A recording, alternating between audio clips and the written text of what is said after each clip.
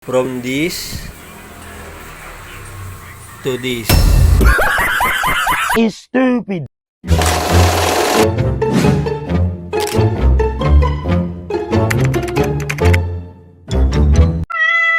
Ay parang timang.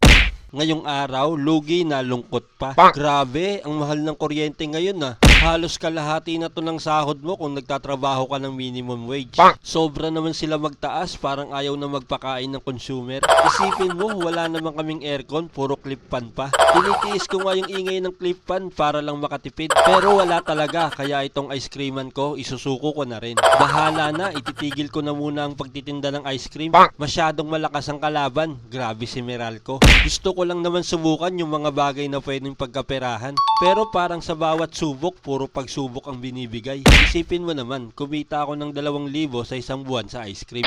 Pero ang dinagdag ni Meralco sa bill ko, halos tuto. O diba, kitang-kita mo yung tubo nila. Parang ginawa niya akong empleyado sa sarili kong negosyo ah. Para kang nagtanim, iba ang umani. Hindi man lang tumabla, nalugi pa. Yung feeling na inaakala mong tutubo ka, kasi bilang negosyante, kapag may mga opportunity na alam nating kikita tayo, ginagrab natin yan. Hindi naman masamang subukan, lalo na kung magkakapera tayo. May panalo at talo talaga. Kaso this time, talo talaga.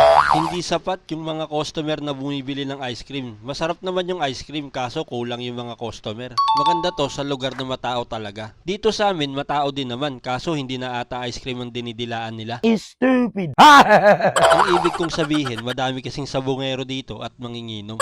Sa tingin nyo mga timang, anong magandang negosyo sa lugar na ganito? Yung maliit lang ang puhunan na kasi small business lang tayo. Dahil kinuha na yung freezer at tinanggal ko na rin tong poster ko ng ice cream, mukhang kailangan ko na talaga magpaalam sa ice cream na negosyo. Nakakalungkot na tribute, pasok.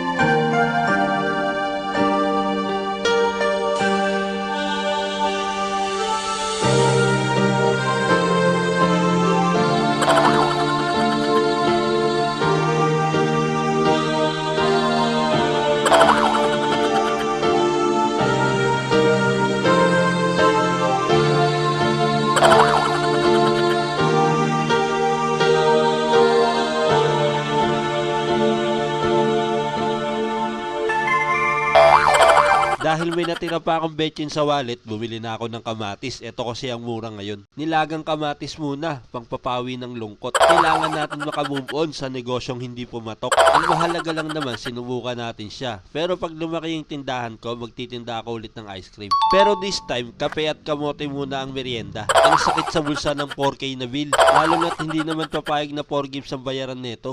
Bawi na lang next time, sana pala rin sa ibang negosyo. O paano? Hanggang dito na lang ulit mga timang. Salamat sa panonood. Pa-share naman po, please.